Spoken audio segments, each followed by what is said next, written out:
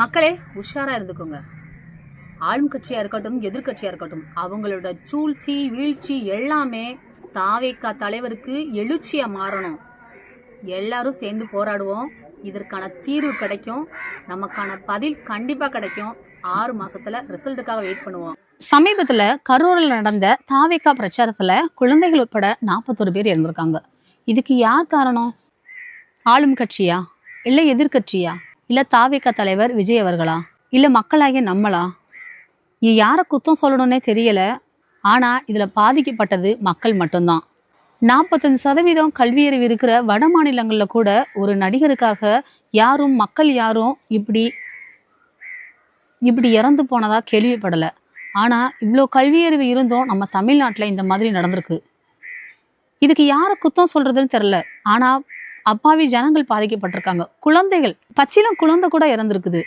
அந்த இழப்பை அனுபவிக்கிற ஒவ்வொருத்தவங்களுக்கு தான் அதனோட வலினா என்னன்னு தெரியும்.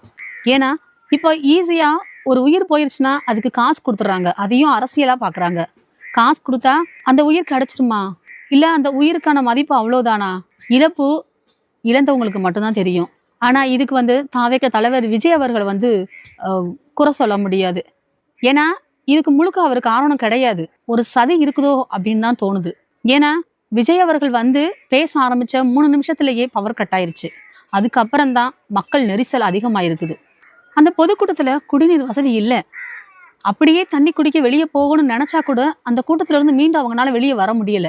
ஏன்னா அவங்க நினைச்சதுக்கு அதிகமாவே மக்கள் கூட்டம் 10,000 பேர் வருவாங்க அப்படின்னு நினைச்சு அவங்க ஒரு பொதுக்கூட்டத்தை அரேஞ்ச் பண்ணியிருக்காங்க அப்படின்னா, ஆனா அதுக்கு வந்தவங்க 25,000 பேருக்கு மேல வந்திருக்காங்க.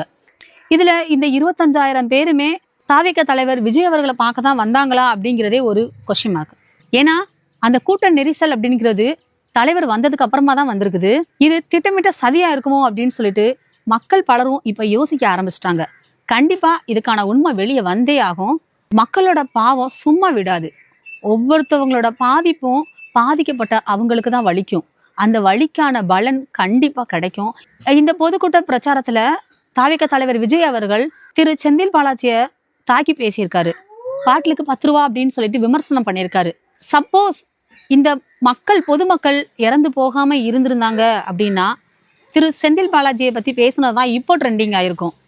அதுக்கு மாறா இப்ப மக்கள் எல்லாம் இறந்ததுனால இப்ப நம்ம எல்லாருமே இறந்து போனவங்களை பத்தி பேசிக்கிட்டு இருக்கோம். இதுக்கு முழு ரெஸ்பான்ஸ் நம்ம அரசாங்கம் தான் எடுத்துக்கணும். அதுக்கு பொதுமக்கள் எதிர்பார்த்ததை விட அதிகமாக வரலாம். ஆனா அதுக்கு ஏற்ற இடத்த தேர்ந்தெடுத்து கொடுத்துருக்கணும். இது என்னமோ மக்கள் அவதிப்படணும், ஏன்டா அந்த கூட்டத்துக்கு போகணும்னு நினைக்கணும் அப்படிங்கிற மாதிரி நினைச்சுதான் அந்த இடத்த அரேஞ்ச் பண்ணி கொடுத்த மாதிரி இருக்குது. மக்கள் எல்லாருமே தாவேகா தலைவரை பார்க்கணும் அப்படின்னு நினைக்கிறத காட்டிலும் நடிகர் விஜயை பார்க்க போறோம் அப்படின்னு சொல்லிட்டு தான் சின்ன குழந்தைங்க முதற்கொண்டோம் 10ஆம் கிளாஸ் படிக்கிற மாணவன் அவன்லாம் என்ன பாவம் பண்ணா? அவன் வந்ததுக்கான ஒரே ஒரு காரணம் நடிகர் விஜய்.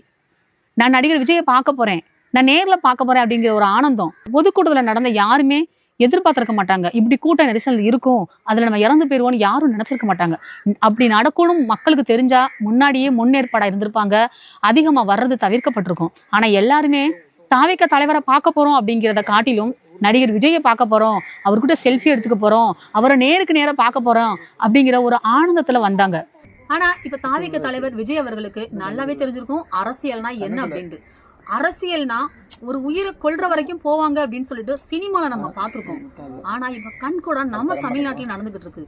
எத்தனை உயிருங்க! ஒரு போராட்டத்துல இறந்திருந்தா கூட பரவாயில்ல, ஒரு நடிகரா, ஒரு தாவேகா தலைவரா, ஒரு கட்சி தலைவரை பார்க்க போய் பொதுமக்கள் இறந்திருக்கிறது. நீங்க யாரையோ தாக்குறதுக்காக பொதுமக்களை தாக்கிட்டீங்க.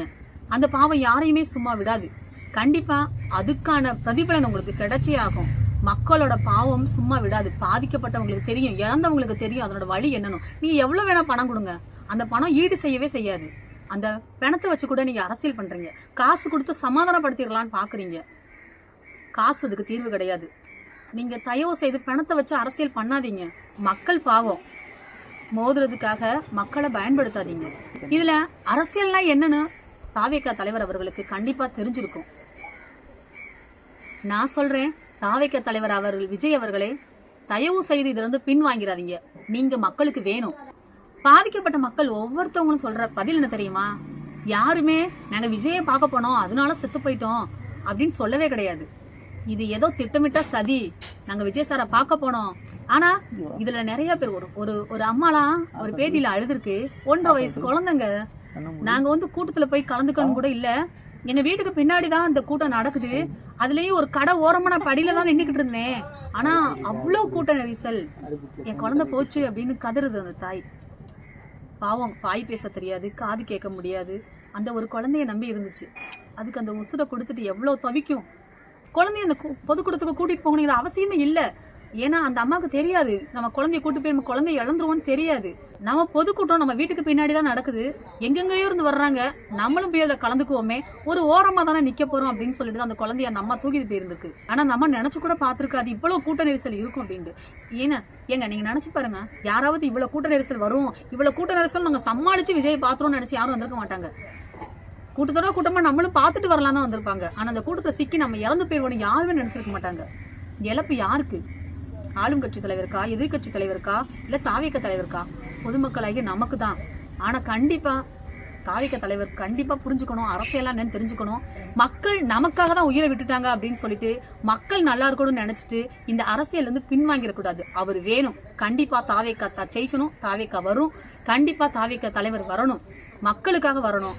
இந்த 6 மாசத்துல கட்சி மாறணும், மக்கள்கிட்ட மாற்றம் வரணும், நிறைய மாற்றம் வரும் நாங்க எதிர்பார்க்கிறோம், கண்டிப்பா நடக்கும் நம்புறோம்.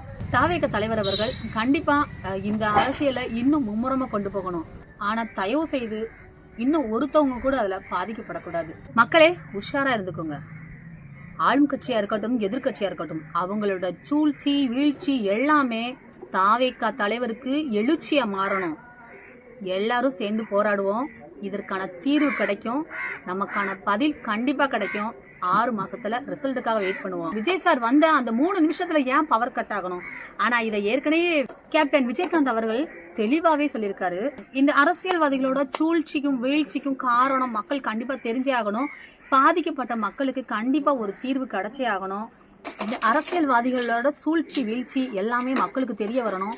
பாதிக்கப்பட்ட அந்த 41 பேருக்கு என்ன காரணம், இதுக்கு பின்னாடி யார் சதி பண்ணிருக்கா அப்படிங்கிறத கண்டிப்பா கொண்டு வந்துடணும். இதை அப்படியே விட்டுறக்கூடாது. பொதுமக்களுக்கு ஒரு நியாயம் கிடைக்கணும்.